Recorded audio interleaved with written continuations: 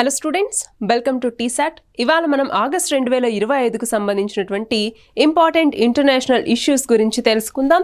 అందులో మొదటిది వచ్చేసరికి IMEC, India middle east economic corridor అని పిలుస్తూ ఉంటాం, లేదా భారతదేశం మధ్యప్రాచ్యం యూరప్ ఆర్థిక కారిడార్ అని కూడా. సో మనం చూస్తే 2023లో G20 అన్నటువంటిది గ్రూప్ ఆఫ్ 20కి సంబంధించినటువంటి శిఖరాగ్ర సమావేశం మన భారతదేశంలో జరిగింది. ఆ టైంలో ఈ IMEC అన్నటువంటి ప్రాజెక్ట్ అన్నటువంటిది ప్రారంభించబడింది. సో దీని ద్వారా ఏ ప్రాంతాల కనెక్టివిటీ వస్తుంది అంటే చూడండి, భారతదేశం నుంచి యుఏఈ నుంచి సౌదీ అరేబియా, అక్కడ నుంచి Jordan, Israel, Greece or Italy, అలాగే యూరప్కి ఇది కనెక్ట్ చేస్తుంది అనమాట. సో మన భారతదేశాన్ని యూరప్కి కనెక్ట్ చేసేటటువంటి ఒక మార్గమే ఈ IMEC అన్నటువంటిది. మరి దీనికి సంబంధించి చూస్తే ఇది మల్టీ మోడల్ కనెక్టివిటీ ప్రాజెక్ట్, అంటే రోడ్డు మార్గం, అలాగే రైలు మార్గం, అలాగే సముద్ర మార్గం, వీటన్నింటినీ కూడా ఇది కలిగి ఉంటుంది. అందులో డిజిటల్ వాణిజ్యం, అలాగే స్వచ్ఛమైనటువంటి ఇంధన ఎగుమతులు అన్నటువంటివి చేయటం, అలాగే ఎంప్లాయ్మెంట్ ఆపర్చునిటీస్ని కలిగించటం, ఇవన్నీ కూడా చేస్తుందన్నమాట. అయితే 2013లో చైనా BRI అంటే బెల్ట్ అండ్ రోడ్ ఇనిషియేటివ్ అన్నటువంటి దాన్ని తీసుకొచ్చింది. సో ఈ BRIకి ఆల్టర్నేటివ్గా ఇప్పుడు మన భారతదేశం ఏం చేసింది, IMEC, India middle east Europe economic corridor అని పిలుస్తూ ఉంటాం. సో దీన్ని చైనా యొక్క బెల్ట్ అండ్ రోడ్ ఇనిషియేటివ్కి ఆల్టర్నేటివ్గా తీసుకురావటం జరిగిందనమాట. మరి ఇక్కడ చూడండి, మధ్యప్రాచ్యంలో ఇప్పుడు సంఘర్షణలు జరుగుతున్నాయి. ఫర్ ఎగ్జాంపుల్, ఇజ్రాయెల్కి గాజాకి మధ్య యుద్ధం కావచ్చు, అలాగే ఇజ్రాయెల్కి ఇరాన్కి మధ్య జరుగుతున్నటువంటి కాన్ఫ్లిక్ట్స్ కావచ్చు. సో ఈ నేపథ్యంలో ఈ కారిడార్ అన్నటువంటిది కొంత పురోగతి అన్నటువంటిది అక్కడ నిలిపివేయబడింది. అంటే పురోగతి అన్నటువంటిది సాధించట్లేదు బికాస్ ఆఫ్ ఈ రీజన్స్ అనమాట. అయితే ప్రపంచ సరఫరా గొలుసులో భారతదేశం యొక్క పాత్రకి ఈ యొక్క IMEC అన్నటువంటిది చాలా కీలకం. ఎందుకని, పాకిస్తాన్ ఇలాంటి వాటిని సర్పాస్ చేస్తూ వేరే ప్రాంతం గుండా యూరప్కి మన యొక్క ట్రేడ్ని విస్తరించడానికి ఈ IMEC అన్నటువంటిది ఎంతో కీలక పాత్ర పోషిస్తుంది కాబట్టి. నెక్స్ట్ చూడండి, ఈక్వేటర్ ప్రైజ్ 2025 అన్నటువంటిది. సో ఇది సెల్ఫ్ హెల్ప్ గ్రూప్స్కి ఇవ్వటం జరుగుతుంది. అయితే ఈ సంవత్సరం బీబీ ఫాతిమా సెల్ఫ్ హెల్ప్ గ్రూప్కి ఈ ఈక్వేటర్ ప్రైజ్ అన్నటువంటిది లభించింది. మనం చూస్తే కర్ణాటకకి సంబంధించినటువంటి బీబీ ఫాతిమా మహిళా స్వయం సహాయక బృందం సెల్ఫ్ హెల్ప్ గ్రూప్కి ఈ అవార్డు అన్నటువంటిది లభించింది. UNDP ఈక్వేటర్ ఇనిషియేటివ్ అన్నటువంటి దాని ద్వారా ఈ అవార్డుని అందిస్తారు. మరి దీని యొక్క థీమ్ ఏంటి అన్నటువంటిది చూస్తే, ప్రకృతి ఆధారిత వాతావరణ చర్యల కోసం మహిళలు మరియు యువత యొక్క భాగస్వామ్యాన్ని పెంపొందించాలన్నటువంటి లక్ష్యంతో ఈ ప్రైజ్ని అందిస్తున్నారన్నమాట. అయితే ఈ SHG ఏం చేసింది అంటే, ఫస్ట్ ఆఫ్ ఆల్ 2018లో ఇది కేవలం 15 మందితో ఈ బృందం అన్నటువంటిది ఏర్పాటైంది. ఇప్పుడు 30 గ్రామాల్లో 5,000 మందికి పైగా రైతులు ఈ SHGకి మద్దతుని ఇస్తూ ఉన్నారు. అయితే వీళ్ళు చిరుధాన్యాల ఆధారిత మిశ్రమ పంటల్ని ప్రోత్సహిస్తూ ఉన్నారనమాట, వాటిని పండిస్తూ ఉన్నారు. అంతేకాదు కమ్యూనిటీ సీడ్ బ్యాంకుల్ని వీళ్ళు నిర్వహిస్తూ ఉన్నారు. విలువ ఆధారిత ఉత్పత్తుల్ని, అంటే వాల్యూ యాడెడ్ అంటాము. సో అలా వాల్యూ అడిషన్ చేసినటువంటి ఉత్పత్తులు వీళ్ళు తీసుకురావటం ద్వారా, అందులోనూ సౌరశక్తితో పనిచేసేటటువంటి మిల్లెట్ యూనిట్ని ఏర్పాటు చేయటం, అలాగే మిల్లెట్స్ని పండించటం. సో మిల్లెట్స్కి ఎక్కువ వాటర్ అన్నటువంటి అవసరం లేదు కాబట్టి అలాంటి వాటి వైపుగా అడుగులు వేయటం, వాటి వల్ల న్యూట్రిషన్ అన్నటువంటిది కూడా వస్తుంది. మనకి చిరుధాన్యాలు లేదా శ్రీ అన్న అని కూడా పిలుస్తూ ఉంటాం. సో వాటన్నిటిని ప్రమోట్ చేసింది ఈ యొక్క SHG అన్నటువంటిది. అలాగే ఆహార భద్రత, జీవ వైవిధ్యం, అలాగే మహిళా సాధికారత, వీటన్నింటిలోనూ ఇంపార్టెంట్ రోల్ని ప్లేస్ చేసినందుకు ఈ యొక్క SHGకి ఈ ప్రైజ్ అన్నటువంటిది లభించింది. మరి నెక్స్ట్ చూడండి, వాలెసియాలో ప్రాచీన మానవ ఉనికి అన్నటువంటిది కనుగొనటం జరిగింది. ఈ వాలెసియా అన్నటువంటిది ఎక్కడ ఉంది, ఇండోనేషియాలో ఉందన్నమాట. ఇండోనేషియాలోని సులవేసిలో ఈ ఆవిష్కరణ అన్నటువంటిది చేశారు. ఇక్కడ రాతి పనిముట్లు అన్నటువంటివి దొరికాయి. మరి ఎప్పటివి ఇవి, 1.5 మిలియన్ సంవత్సరాల నాటి రాతి పనిముట్లు అనమాట ఇవి. అయితే హోమో ఎరెక్టస్, మనకి హోమోసేపియన్స్, వీటి ముందర కొన్ని ఫేజెస్ ఉన్నాయి, అందులో హోమో ఎరెక్టస్ అన్నటువంటిది ఒకటి. సో ఈ హోమో ఎరెక్టస్ ఉనికిని ఈ పనిముట్లు అన్నటువంటివి సూచిస్తూ ఉన్నాయి. సౌత్ సులవేసిలో ఉన్నటువంటి సోపెంగ్ అన్నటువంటి ప్రాంతంలో ఈ వాలెసియాలో ఈ ఉనికి అన్నటువంటిది కనుక్కున్నారనమాట. మరి ఇక్కడ చూడండి, ఏమేమి ఉపకరణాలు అక్కడ వాడటం జరిగింది, చిన్న చిన్న ఉపకరణాలు, చిప్ చేయబడినటువంటివి, అంటే సరిగ్గా వాటిని నీట్గా చేయటం అనమాట. అలాంటివి వేటకి, అలాగే కత్తిరించడానికి ఉపయోగించేటటువంటివి, ఇలాంటివన్నీ కూడా అక్కడ దొరికాయి. సో దేనితో ఇప్పుడు 1.5 మిలియన్ సంవత్సరాల నాటివన్నీ ఎలా మనం కనుక్కున్నాము అంటే కార్బన్ డేటింగ్ పద్ధతుల్ని వాడటం, రేడియోధార్మిక పద్ధతుల్ని వాడటం, అలాగే జంతు శిలాజాలను ఉపయోగించి తేదీ నిర్ణయించడం లాంటివి చేశారనమాట. అయితే ఇంతకుముందు మనం చూస్తే ఫ్లోర్స్ మరియు లుజోన్ అన్నటువంటి ప్రాంతాల్లో 1 మిలియన్ సంవత్సరాల క్రితం నాటి రాతి పనిముట్లు అన్నవి కనుక్కున్నారు. బట్ ఇవి ఇంకా ప్రాచీనమైనటువంటివి, 1.5 మిలియన్ సంవత్సరాల క్రితం నాటివి. నెక్స్ట్ చూడండి, పెల్వి-1 అన్నటువంటి జెయింట్ వైరస్కి సంబంధించి. ఏంటి జెయింట్ వైరస్లు అంటే, నార్మల్ వైరస్తో కంపేర్ చేసుకుంటే వీటి యొక్క సైజ్ అన్నటువంటిది చాలా ఎక్కువగా ఉంటుంది అని. మరి దీన్ని ఎక్కడ కనుక్కున్నారు అంటే, ఉత్తర పసిఫిక్ ఉప ఉష్ణమండల గైర్ అంటే ఏంటి, మనకి ఓషన్ కరెంట్స్ అన్నటువంటివి ఇలా సర్క్యులర్ మోషన్లో వస్తూ ఉంటాయన్నమాట. సో అలా సర్క్యులర్ మోషన్లో ఓషన్ కరెంట్స్ తిరిగే ప్రాంతాన్ని మనం గైర్ అనేసి పిలుస్తాం. అలా ఉత్తర పసిఫిక్ ఉప ఉష్ణమండల గైర్లో, హవాయిలో దీన్ని కనుక్కున్నారనమాట. అయితే వైరస్లో 2 పార్ట్స్ ఉంటాయి, ఒకటి తల, ఇంకొకటి తోక. సో ఇక్కడ కనుక్కున్నటువంటి తోక పొడవు చూడండి 2.3 మైక్రోమీటర్లు. అదే తలని మనం క్యాప్సిడ్ అనేసి పిలుస్తాం. ఈ క్యాప్సిడ్ పరిమాణం 200 నానోమీటర్లు అన్నటువంటిది ఉంది. సో ఇక్కడ తోక ఏదైతే 2.3 మైక్రోమీటర్లు ఉందో, ఇది జనరల్గా కరోనా వైరస్ ఏదైతే ఉంటుందో దాంతో కంపేర్ చేసుకుంటే 19 రెట్లు ఎక్కువ. సో ఒక్కసారి ఈ వైరస్ అన్నటువంటిది హోస్ట్ లోపలికి వెళ్ళిన తర్వాత ఆ తోక అన్నటువంటిది మాయమైపోతుందన్నమాట. అయితే సముద్ర వైరస్ యొక్క వైవిధ్యం ఎలా ఉంటుంది అని తెలుసుకోవటానికి ఇది మనకి ఎంతగానో ఉపయోగపడబోతోంది. నెక్స్ట్ వచ్చేసరికి అమెరికా రష్యా చర్చలకు సంబంధించి. ఈ చర్చ తర్వాత మన భారతదేశ చమురు దిగుమతుల మీద ప్రభావం ఎలా ఉనింది అనేసి. సో రీసెంట్గా అలస్కాలో ఇటు అమెరికాకి ఇటు రష్యాకి మధ్య ఒక మీటింగ్ అన్నటువంటిది జరిగింది. ఆ తర్వాత ఏమైంది మనం చూస్తే 50% అధిక సుంకాల్ని, ఆల్టర్నేట్ ట్యాక్స్ని మన భారతదేశం మీద యుఎస్ఏ అన్నటువంటిది విధించింది, అడిషనల్ ట్యాక్స్ని విధించిందనమాట. మనం చూస్తే 2022 నాటికి కేవలం రష్యా నుంచి మనం చాలా తక్కువ చమురు దిగుమతులు చేసుకునే వాళ్ళం. చూడండి, బిలో 2% ఉండేది. కానీ ఎప్పుడైతే రష్యా ఉక్రెయిన్ వార్ అన్నటువంటిది మొదలైందో, రష్యా మీద అందరూ ఆంక్షలు పెట్టడం మొదలు పెట్టారో, ఆ టైంలో మనకి చమురు సరఫరా అన్నటువంటిది ఇబ్బందిగానే ఉంది. పైగా రష్యా ఏం చేసింది, చాలా డిస్కౌంటెడ్ ప్రైస్కి మనకి ఈ ఆయిల్ని అమ్ముతాము అన్నట్టుగా ముందుకొచ్చింది. సో ఆ టైంలో మనం ఏం చేసాము, యుఎస్ఏ ఆంక్షలు పెడుతుందా లేదా ఇలాంటివన్నీ పక్కన పెట్టేసి రష్యా నుంచి మనం చమురు దిగుమతి చేసుకోవటం స్టార్ట్ చేసాం. అలా ఇప్పుడు మనం జనరల్గా 88% ఈ క్రూడ్ ఆయిల్ని బయట నుంచి దిగుమతి చేసుకుంటూ ఉంటే అందులో 35% ఒక్క రష్యా నుంచి మాత్రమే తీసుకుంటూ ఉన్నాము. సో ఇప్పుడు రష్యా అన్నటువంటిది మన యొక్క చమురు దిగుమతులకు సంబంధించి చాలా కీలక పాత్ర పోషిస్తూ వస్తుంది.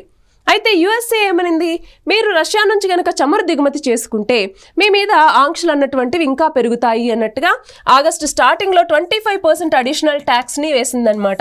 మళ్ళీ దాన్ని రీసెంట్గా ఇంకొక 25% దానికి యాడ్ చేసి టోటల్గా 50% అడిషనల్ ట్యాక్స్ని వేయటం జరిగింది. దాని ద్వారా మన మొత్తం ట్రేడ్లో 10% వరకు ఎక్స్పోర్ట్స్ మీద దీని ఇంపాక్ట్ అన్నటువంటిది ఉంటుంది. మరి ఇక్కడ చూడండి, భారతదేశ ఇంధన భద్రత వర్సెస్ భౌగోళిక రాజకీయాల సందిగ్ధత అన్నటువంటిది వచ్చినప్పుడు మనము మా దేశ ఇంధన భద్రతే మాకు ఇంపార్టెంట్ అన్నట్టుగా ఆ స్టాండ్ మీద మనం నిలబడి ఉన్నాము. ఎందుకు అంటే మనం ఇప్పటికీ కూడా చమురు దిగుమతులు అన్నటువంటివి చాలా చేసుకుంటున్నాం మిగతా దేశాల నుంచి. కాబట్టి మన ఆర్థిక వ్యవస్థ సుస్థిరంగా ఉండాలి అంటే చమురు దిగుమతులు అన్నటువంటివి మనకి ఇంపార్టెంట్. అందులోనూ మనకు కావాల్సినటువంటి ప్రైస్లో రష్యా నుంచి చమురు దిగుమతులు అన్నటువంటివి జరుగుతూ ఉన్నప్పుడు మనం దాన్ని పక్కన పెట్టలేము. నేషనల్ సెక్యూరిటీకి అది చాలా ఇంపార్టెంట్ కూడా. నెక్స్ట్ చూడండి, ఆర్టిఫిషియల్ ఇంటెలిజెన్స్తో రూపొందించినటువంటి యాంటీబయాటిక్స్కి సంబంధించి. నార్మల్గా ఏమవుతుంది, మనకి మైక్రోబ్స్కి సంబంధించి అంటే ఏంటి, ఒక వ్యాధి అన్నటువంటిది వచ్చినప్పుడు దానికి మనము మెడిసిన్ని ఇవ్వటం జరుగుతుంది. అయితే కొన్నాళ్ళకి ఏవైతే సూక్ష్మ కణాలు ఉంటాయో, అంటే వైరస్లు కావచ్చు, బ్యాక్టీరియాలు కావచ్చు, ఇవేం చేస్తాయంటే ఆ మందులకు అలవాటు పడిపోతాయి. ఆ బ్యాక్టీరియల్ రెసిస్టెన్స్ అన్నటువంటిది వాళ్ళకు వస్తుంది. దాన్నే యాంటీ మైక్రోబియల్ రెసిస్టెన్స్ అని కూడా పిలుస్తూ ఉంటాం, AMR అని చెప్పేసి. సో ఒకసారి యాంటీ మైక్రోబియల్ రెసిస్టెన్స్ అన్నటువంటిది డెవలప్ అయిన తర్వాత ఎంత మనం మెడిసిన్ తీసుకున్నా కూడా అది పని చేయదు. సో రీసెంట్ టైమ్స్లో ఈ యాంటీ మైక్రోబియల్ రెసిస్టెన్స్ అన్నటువంటిది పెరుగుతోంది. ఎందుకంటే ప్రతి ఒక్కళ్ళు మేమే డాక్టర్ అన్నట్టుగా ఇష్టం వచ్చినట్టుగా టాబ్లెట్స్ వాడటం కావచ్చు, లేదా ప్రిస్క్రైబ్ చేసినటువంటి టైం పీరియడ్ కాకుండా ఎక్సెస్గా వాడటం, తక్కువగా వాడటం, ఇలాంటి చాలా రీజన్స్ వల్ల యాంటీ మైక్రోబియల్ రెసిస్టెన్స్ అనేది పెరుగుతోంది. అయితే ఇప్పుడు MIT శాస్త్రవేత్తలు ఏం చేశారు, ఒక కొత్త యాంటీబయాటిక్స్ని రూపొందించడానికి ఆర్టిఫిషియల్ ఇంటెలిజెన్స్ని యూజ్ చేశారనమాట. సో ఇవి ఫర్ ఎగ్జాంపుల్ MRSA కావచ్చు, గనేరియా, ఇలాంటివన్నీ రోగనిరోధక బ్యాక్టీరియాని డెవలప్ చేసుకున్నాయి, వాటికి సంబంధించినటువంటి మెడిసిన్స్. సో వాటిలో మళ్ళీ విషపూరితమైనటువంటి సమ్మేళనాలు వాడకుండా ఆర్టిఫిషియల్ ఇంటెలిజెన్స్ని యూజ్ చేసి యాంటీబయాటిక్స్ని రూపొందించారు. అవి బాగా ఎఫెక్టివ్గా పనిచేస్తూ ఉన్నాయి అన్నట్టుగా. సో ఇప్పుడు మెడిసిన్లో కూడా మనం ఆర్టిఫిషియల్ ఇంటెలిజెన్స్ని ఎలా యూజ్ చేసుకోవచ్చు అన్నటువంటి దానికి ఇది ఎగ్జాంపుల్గా చెప్పొచ్చు. మరి ఇక్కడ చూడండి, ఔషధ ఆవిష్కరణల యొక్క కాలక్రమం అంటే వాటికి పట్టేటటువంటి టైం కావచ్చు, ఖర్చు కావచ్చు, ఇవన్నీ కూడా మనం ఏఐని యూజ్ చేయడం ద్వారా తగ్గాయి. అలాగే యాంటీమైక్రోబియల్ రెసిస్టెన్స్కి వ్యతిరేకంగా పోరాడటంలో ఇది ఒక ప్రధానమైనటువంటి ముందడుగని చెప్పొచ్చు. అలాగే సూపర్ బగ్ ఇన్ఫెక్షన్స్ అంటే ఇన్ఫెక్షన్స్ వచ్చినప్పుడు అవి ఎంతకీ తగ్గవన్నమాట. మనం ఎంత మెడిసిన్స్ వాడినా వాటిని సూపర్ బగ్ ఇన్ఫెక్షన్స్ అంటాం. మరి ఈ వీటి నుంచి లక్షలాది మందిని బయటికి తీసుకురావడానికి ఇది ఉపయోగపడుతుంది. ఏఎంఆర్ వల్ల ప్రతి సంవత్సరం 1 మిలియన్ కంటే మంది ఎక్కువ చనిపోతూ ఉన్నారనమాట. సో ఈ కంటెక్స్లో ఇది మనకి చాలా ఇంపార్టెంట్. నెక్స్ట్ చూడండి, రుబెల్లా రహిత దేశంగా నేపాల్.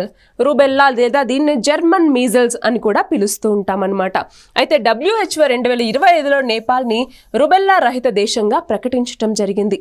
సో అసలు జర్మన్ మీజల్స్ లేదంటే రుబెల్లా అంటే ఏమిటి? జనరల్గా చూడండి, గర్భిణీ స్త్రీలకి ఇది చాలా ప్రమాదకరం. అంతేకాదు ఇది రుబెల్లా వైరస్ అన్నటువంటి దాని ద్వారా సంక్రమిస్తుంది. చర్మం మీద దద్దుర్లు కావచ్చు, లేకపోతే మనకి తలనొప్పి రావటం, జ్వరం రావటం, ఇలాంటి లక్షణాలు అన్నటువంటివి ఉంటాయి. అయితే పిల్లల్లో కానీ పెద్దల్లో కానీ అదంత ప్రమాదం కాదు. కాకపోతే ఎప్పుడైతే గర్భిణీ స్త్రీలకి ఇది సంక్రమిస్తుందో అలాంటి టైంలో ఇది చాలా ప్రమాదకరం. ఎందుకంటే గర్భిణీ స్త్రీ నుంచి బిడ్డకి ఇది వ్యాపించేటటువంటి అవకాశం అన్నటువంటిది ఉంటుంది. ఆ బిడ్డల్లో ఈ రుబెల్లా సిండ్రోమ్ అన్నటువంటిది మరింత ఎఫెక్టివ్గా ఉంటుందన్నమాట. అందుకోసం అని చెప్పేసి చూడండి, నేపాల్ అన్నటువంటిది WHO ఈ సౌత్ ఈస్ట్ ఆసియా ప్రాంతంలో దీన్ని సాధించినటువంటి 6వ దేశంగా ఇప్పుడు నేపాల్ అన్నటువంటిది నిలిచింది. అయితే మనం చూస్తే 2014 నుంచి 2012 నుంచి కూడా నేపాల్ అన్నటువంటిది ఈ రుబెల్లాని నిర్మూలించాలి అన్నట్టుగా వివిధ రకాల వ్యాక్సిన్స్, అవేర్నెస్ ప్రోగ్రామ్స్, అలాగే వివిధ రకాల మెడిసిన్స్ని డిస్ట్రిబ్యూట్ చేయటం కావచ్చు, ఇలాంటివన్నీ చేస్తూ వచ్చింది. సో సక్సెస్ఫుల్గా ఇప్పుడు దీన్ని ఎలిమినేట్ చేసిందనమాట. నెక్స్ట్ చూడండి, బ్రెజిల్లో COP30 అన్నటువంటిది జరగబోతోంది ఈ సంవత్సరం చివరిలో. మరి ఎక్కడ అంటే బెలెం అన్నటువంటి ప్రాంతం బ్రెజిల్లో ఉంది. సో UNFCCCకి సంబంధించి క్లైమేట్ చేంజ్కి సంబంధించి యునైటెడ్ నేషన్స్ ఆర్గాన్ ఇది. మరి దీంట్లో భాగంగా ఈ COP30 అన్నటువంటిది ఇప్పుడు జరుగుతోంది. సో ఇప్పుడు దీంట్లో ఏం చేస్తారు అంటే వాతావరణ ప్రమాదాలు ఏవైతే జరుగుతున్నాయో వాటన్నింటికి సంబంధించి ప్రపంచ సహకారం అన్నటువంటిది ఉండాలి. క్లైమేట్ చేంజ్ని మనం రెడ్యూస్ చేయాల్సినటువంటి అవసరం ఉంది అన్నటువంటిది ఇక్కడ ఇంపార్టెంట్ థీమ్ అనమాట. మనకి ప్యారిస్ ఒప్పందం ఉంది 2015. అది ఏంటి? ఏ కాప్ అంటే కాన్ఫరెన్స్ ఆఫ్ పార్టీస్ అంటాము. COP21లో భాగంగా 2015వ సంవత్సరంలో ప్యారిస్ ఒప్పందాన్ని కుదుర్చుకున్నాం. దీని ప్రకారం ఉష్ణోగ్రతల్లో పెరుగుదలని 2 డిగ్రీ సెల్సియస్కి, చెప్పాలంటే ఐడియల్గా 1.5 డిగ్రీ సెల్సియస్కి తగ్గించాలి అన్నటువంటిది లక్ష్యం అనమాట. సో దీన్ని చేరుకోవడం కోసమే తర్వాత మిగతా మీటింగ్స్లో అన్నింటిలో దీని గురించి మాట్లాడుకుంటూ ఉన్నాము. సో 2024లో యునైటెడ్ నేషన్స్ ఎన్విరాన్మెంటల్ ప్రోగ్రామ్ అన్నటువంటిది ఒక రిపోర్ట్ ఇచ్చింది. దీని ప్రకారం చూడండి, 2.6 నుంచి 2.8 డిగ్రీల సెల్సియస్ ఆల్రెడీ పెరుగుదల అన్నటువంటిది నమోదవుతోంది. దీన్ని మనం కంట్రోల్ చేయాల్సినటువంటి అవసరం ఉంది అన్నట్టుగా చెప్పిందనమాట. నెక్స్ట్ చూడండి, నాసా యొక్క సూర్య AI అన్నటువంటిది అంతరిక్ష వాతావరణానికి సంబంధించినటువంటి ఒక AI మోడల్ అన్నమాట. మనం చూస్తే 9 సంవత్సరాల సౌర డేటా మీద ఆల్రెడీ IBM అన్నటువంటిది శిక్షణ ఇచ్చింది. అలాంటి దాంతో అభివృద్ధి చేయబడినటువంటి ఆర్టిఫిషియల్ ఇంటెలిజెన్స్కి సంబంధించింది ఈ సూర్య AI అన్నటువంటిది. మరి దీని యొక్క దృష్టి ఏంటి? సౌర జ్వాలలు కావచ్చు, అలాగే కరోనల్ మాస్ ఎజెక్షన్స్, వీటన్నింటినీ అంచనా వేయటం కోసం. కరోనల్ మాస్ ఎజెక్షన్స్ అంటే ఏంటి? సూర్యుడి నుంచి వచ్చేటటువంటి జ్వాలలు ఏవైతే ఉంటాయో అవి ఎక్కువ పరిమాణంలో ఎక్కువ దూరం విస్తరించి ఉంటే వాటిని కరోనల్ మాస్ ఎజెక్షన్స్ అనేసి మనం పిలుస్తామన్నమాట.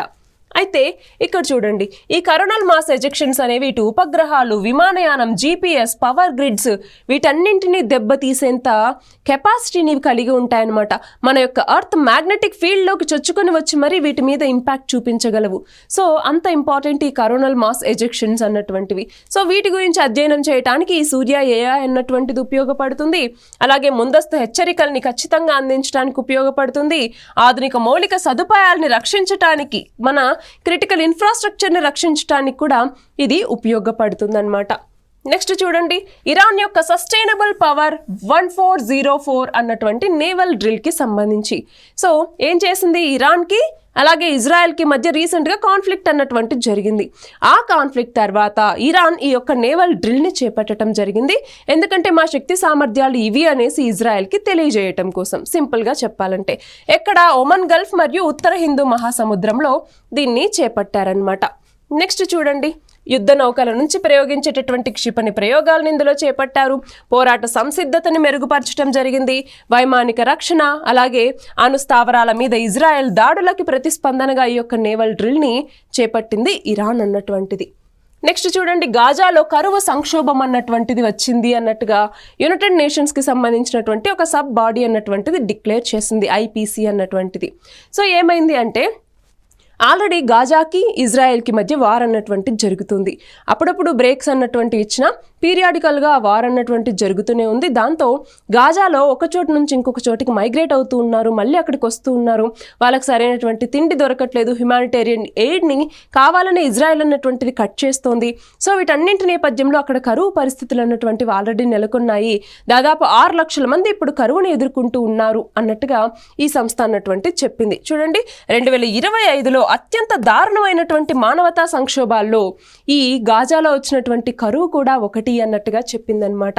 మరి ఇక్కడ చూడండి, నెక్స్ట్ ఇండియా థాయిలాండ్ మైత్రి వ్యాయామం 2025కి సంబంధించి. సో మైత్రి ఎక్సర్సైజ్ ఏ దేశాల మధ్య జరుగుతుంది అంటే ఇండియా మరియు థాయిలాండ్, ఈ 2 దేశాల మధ్య. మరి ఇది 14వ ఎడిషన్. ఎక్కడ అంటే మేఘాలయలో ఉన్నటువంటి ఉమ్రోయ్ అన్నటువంటి ప్రాంతంలో జరగబోతోంది.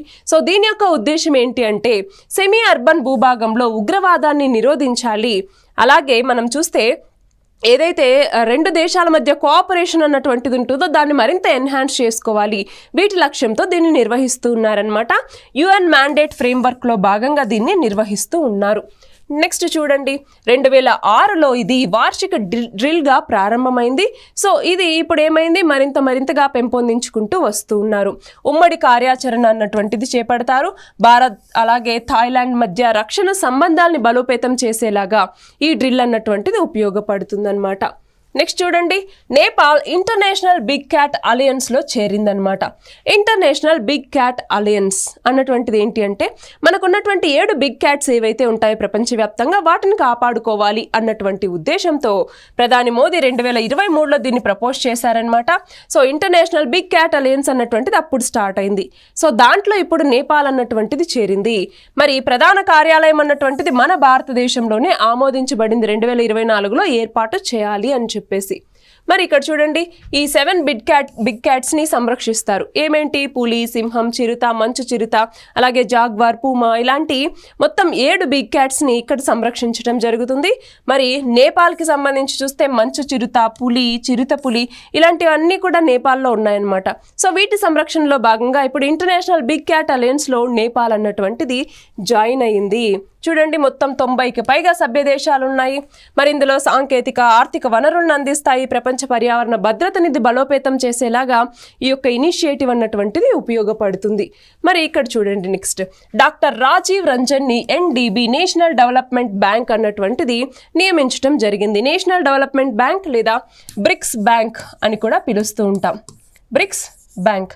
సో ఈ బ్రిక్స్ బ్యాంక్ లేదా నేషనల్ డెవలప్మెంట్ బ్యాంక్ అన్నటువంటిది డాక్టర్ రాజీవ్ రంజన్ని వైస్ ప్రెసిడెంట్ అలాగే చీఫ్ రిస్క్ ఆఫీసర్గా నియమించడం జరిగింది.